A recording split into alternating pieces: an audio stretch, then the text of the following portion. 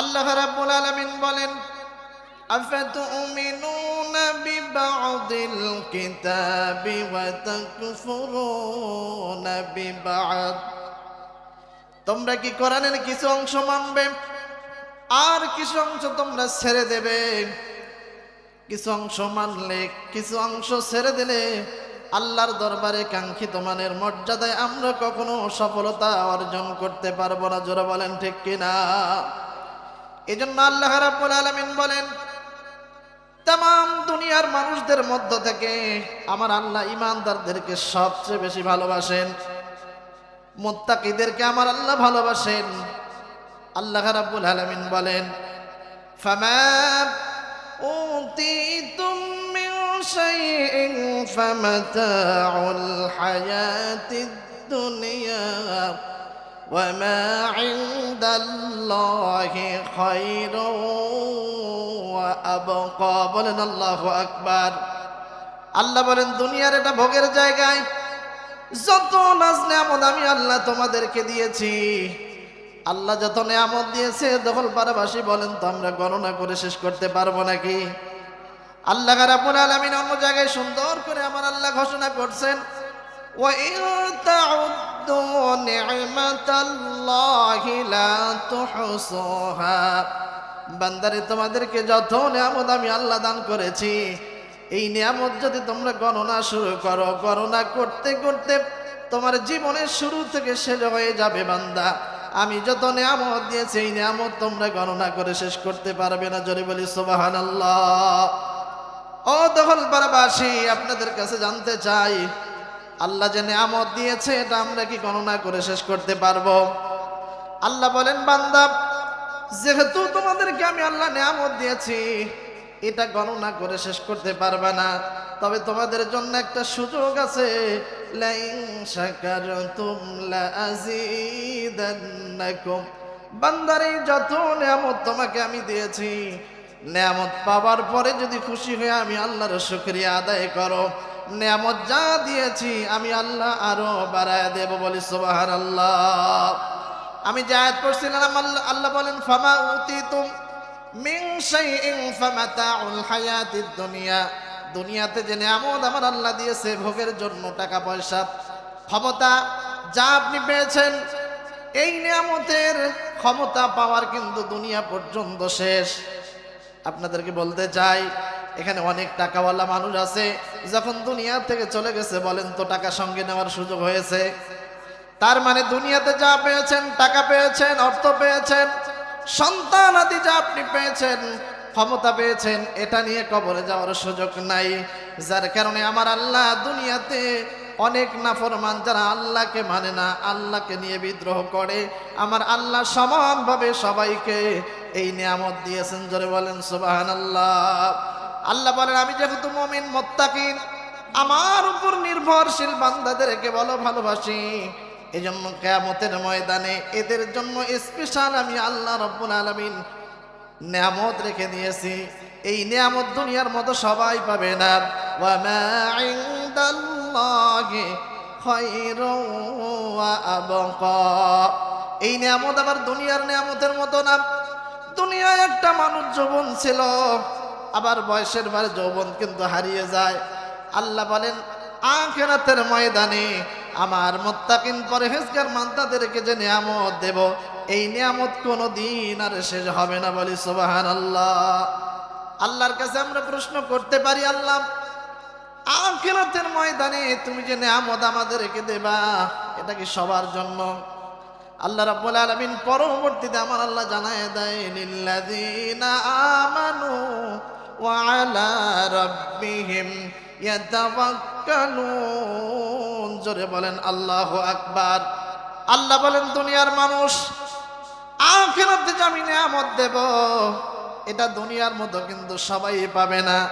আমি আল্লাহর উপরে যারা ঈমান এনেছে, আমার উপরে যারা ভরসা করেছে, নির্ভর করেছে, আমি আল্লাহ কেবলমাত্র শুধুমাত্র আখিরাতের এই স্থায়ী উত্তম নিয়ামত তাদেরকে দান করব। বলি সুবহানাল্লাহ। বলেন তো, আখিরাতের স্থায়ী নিয়ামত পাওয়ার এই আশা আকাঙ্ক্ষা আমাদের আছে না নাই? এই আশা আকাঙ্ক্ষা যদি আমাদের থেকে থাকে, তাহলে আমাদেরকে পরিপূর্ণ ইসলামে প্রবেশ করা লাগবে। আল্লাহ বলেন, ইয়া আইয়ুহাল্লাযীনা আমানু দুখুলু ফিস-সিলমি কাফা। ও বিশ্বাসীরা, ঈমানদার, তোমরা ইসলামে পরিপূর্ণভাবে প্রবেশ করো। তার কারণ হলো, পরিপূর্ণভাবে যদি আমি প্রবেশ করতে না পারি, এই দুনিয়াতে আপনি যখন রাত্রে ঘুমাতে যান, এই যে এখন মশার কিন্তু উপদ্রব চলছে, রাত্রে যখন ঘুমাতে যান, ঘুমানোর আগে কিন্তু মশারি টাঙ্গানো লাগে কি লাগে না? মশারি টাঙ্গানো লাগে। আপনি যদি মনে করেন ছোট্ট একটা মশারি আমি টাঙ্গাবো না, বলেন তো রাত্রে কি ঘুমাতে পারবেন? এত বড় মানুষ ছোট্ট একটা মশার কাছে দুর্বল। আল্লাহ রাব্বুল আলামিন কোরআনুল কারীমের মধ্যে বলেন, খলিকাল ইনসানু দাঈফা। এ মানুষ, তুমি কি নিয়ে অহংকার করো? আমি আল্লাহ তো তোমাকে বড়ই দুর্বল করে তৈরি করেছি, বলি সুবহানাল্লাহ। যার কারণে মশার কাছে আমরা দুর্বল। রাত্রেবেলা যখন ঘুমাতে যাই, মশারি যখন টাঙ্গাই, বলেন তো মশারির ভিতরে যদি পরিপূর্ণ প্রবেশ না করে অর্ধেক, পরিপূর্ণ না করে অর্ধেক যদি আমরা প্রবেশ করি আর অর্ধেক যদি বাইরে রাখি, বলেন তো মশার কামড় থেকে আমরা কি রক্ষা পাবো? মশার কামড় থেকে বাঁচতে হলে, মশার আক্রমণ থেকে বাঁচতে হলে যেমন করে পরিপূর্ণভাবে মশারির ভিতরে ঢোকা লাগবে। আল্লাহ বলেন, বান্দা, জাহান্নামের কঠিন আযাব থেকে যদি বাঁচতে চাও, আংশিক ইসলাম মানলে কিন্তু হবে না বান্দা, পরিপূর্ণ মানা লাগবে। এই জন্য তোমাকে পরিপূর্ণ ইসলামে প্রবেশ করতে হবে, বলি সুবহানাল্লাহ। কিন্তু এমনও মানুষ আছি আমরা, অনেক মানুষ আছি সুস্থ সবল। আল্লাহর বড় নেয়ামত হচ্ছে সুস্থতা। যত নেয়ামত আল্লাহ দান করেছে বান্দাকে, তার মধ্য থেকে সবচেয়ে শ্রেষ্ঠ নেয়ামতের নাম হচ্ছে সুস্থতা। কি বলেন তো? অনেক মানুষ সুস্থ কিন্তু নামাজ পড়ে না, আছে না? কিয়ামতের ময়দানে যদি নামাজ আপনার আমার আমল নামায় না থাকে, বলেন তো আল্লাহর কাছে জবাব দেব কি? প্রিয় দহলপাড়াবাসী, আপনাদেরকে এই অল্প সময়ে একটা নসিহা করে যাই। আপনি জীবনে যা করেছেন, অতীতে নামাজ পড়েন নাই, আজকের এই মাহফিল থেকে যদি নামাজের জন্য এরাদা করে যেতে পারেন, আমার আল্লাহ আজকের এরাদার কারণে আপনার অতীতের নামাজ পড়েন নাই, তার কারণে যে গুনাহ হয়েছে, আমার আল্লাহ মাফ করে আপনাকে পরিপূর্ণ সওয়াব দান করবে, বলি সুবহানাল্লাহ। বলতে পারেন, হুজুর এটা মুখের কথা। আল্লাহ রাব্বুল আলামিন বলেন, ফাউলাইকা ইউবাদদিলুল্লাহু সাইয়্যাতিহিম হাসানাত। বান্দা যখন ভুল বুঝতে পারে, আল্লাহ এতদিন আমি নামাজ পড়ি নাই, এতদিন আমি ইসলাম আংশিক মেনেছি, আজকে শোনার পরে আমি পরিপূর্ণ মানতেছি, আল্লাহ অতীত যা করেছি মাফ করে দাও। আল্লাহ বলে, বান্দা যখন অতীতের গুনার জন্য অনুশোচনা করে, অনুতপ্ত হয়, আমি আল্লাহ অতীতের বান্দার জীবনের গুনাহ মাফ করে দেই, বলেন সুবহানাল্লাহ। শুধু মাফ করে দেই এমন নয়, বান্দার জীবনে যে গুনাহ ছিল, গুনাহগুলো কেটে দেওয়ার কারণে আমলের জায়গাটা যে ফাঁকা হয়ে গেল, আমি আল্লাহ পরিপূর্ণ সওয়াব দিয়ে আমলের জায়গাটা পূর্ণ করে দেই, বলি সুবহানাল্লাহ। তাহলে বলেন তো, ইসলামে প্রবেশ করতে হবে পরিপূর্ণ নাকি আংশিক? ইসলাম এটা হচ্ছে আল্লাহর একটা মনোনীত ধর্ম। ইসলাম বাদ দিয়ে আপনি যা করেন, আমার আল্লাহর দরবারে কিন্তু সেটা গৃহীত হবে না।